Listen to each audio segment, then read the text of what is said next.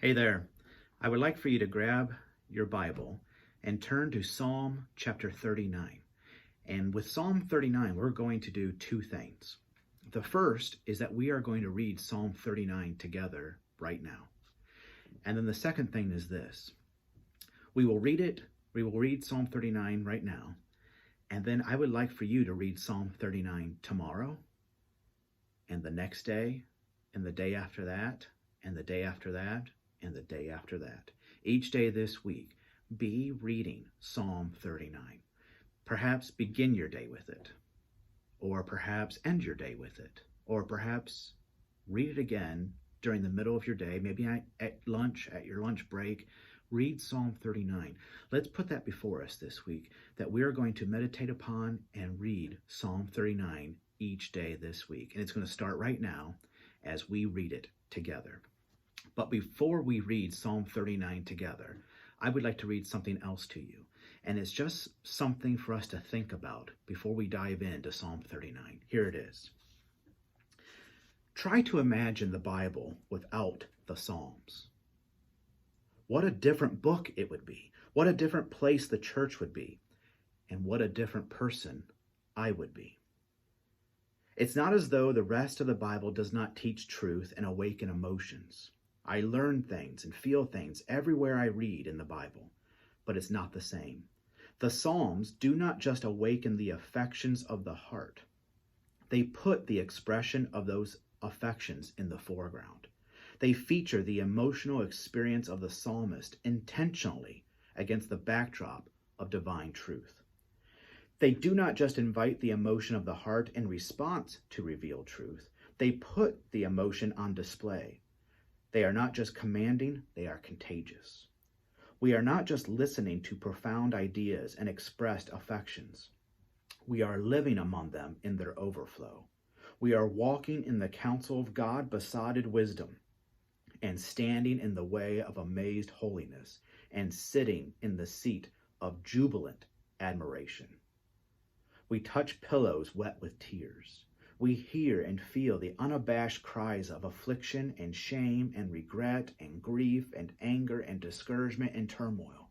But what makes all this stunningly different from the sorrows of the world is that all of it, absolutely all of it, is experienced in relation to the totally sovereign God. Isn't that exciting? So I want to put those paragraphs before us before we read the Psalms and read Psalm 39 right now. It's all there. Absolutely all of it is experienced. What we're about ready to read in Psalm 39, absolutely all of it is experienced in relation to the totally sovereign God. So here we go. Psalm 39. And it's a psalm of David, and he writes, and he shares with us, I said, I will guard my ways, that I may not sin with my tongue. I will guard my mouth with a muzzle, so long as the wicked are in my presence. I was mute and silent. I held my peace to no avail, and my distress grew worse. My heart became hot within me. As I mused, the fire burned. Then I spoke with my tongue. O Lord, make me know my end, and what is the measure of my days. Let me know how fleeting I am. Behold, you have made my days a few handbreadths, and my lifetime is as nothing before you. Surely all mankind stands as a mere breath. Surely a man goes about as a shadow. Surely for nothing they are in turmoil. Man heaps up wealth and does not know who will gather.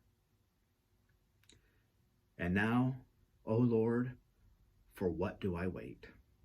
My hope is in you. Deliver me from all my transgressions. Do not make me the scorn of the fool. I am mute. I do not open my mouth, for it is you who have done it. Remove your stroke from me. I am spent by the hostility of your hand. When you discipline a man with rebukes for sin, you consume like a moth what is dear to him. Surely all mankind is mere breath. Hear my prayer, O Lord, and give ear to my cry. Hold not your peace at my tears, For I am a sojourner with you, a guest like all my fathers. Look away from me, that I may smile again before I depart, and I am no more. Okay, after reading Psalm 39, you may have to reread it again and reread it again and reread it again. And I would like for you to do this. Take a look at today. Do you see turmoil? Take a look at today. Write it down, what you see going on. And there's all kinds of things going on. I was reading just recently some of the effects or consequences of this quarantine. You may have heard and seen that the suicide rate is up. You may have seen and heard that the divorce rate is up. There's been a lot of negative consequences to what has been going on this year. And it's not just with the pandemic and the quarantine. Look at the civil unrest all around us. And it's not just in our nation, it's in the entire world. Take a look at today. What do you see? Write it down. And here's what I would like for you to do. After taking a look at today and what you see, I'm going to ask you take your list at what you see and take it all to the Lord in prayer. Tell him all about it. Tell him what you see and tell him what you've chosen your response to be that is in honor and praise to him. So again, take a good look at today. Write it down. You're going to need to make a list. And maybe this will be a little therapeutic to write down everything that you see going on. Tell the Lord how it makes you feel, and tell the Lord what your response is going to be to it in response and praise to him. But what's really important is you take all of that to the Lord in prayer. And then I want you to do this. Leave it there. After you make your list of everything that you see going on in the world today, and maybe you don't have to look very far. Maybe all you'll need to do is just look at your home. Maybe just look at your neighborhood. Maybe just look at your state. Take a look at what's going on around you. Tell the Lord how you feel about it. And then tell the Lord how you will respond to it in praise and honor of him. But what's really important is that you do all of that and you take it to the Lord in prayer and then just leave it there. What do I mean by that? Leave it there and go about your day. Okay? But you're going to do it in this manner. You're going to leave all of that to the Lord. Leave it right there. Holding on to something that is said in verse 13. You're going to hold on to this one fact. Look away from me that I may smile again. So no matter what is going on around you, maybe no matter what's going on inside of you, hold on to this, that you will smile again. And what's really important in holding on to the fact that you will smile again is first taking a look at the world around you.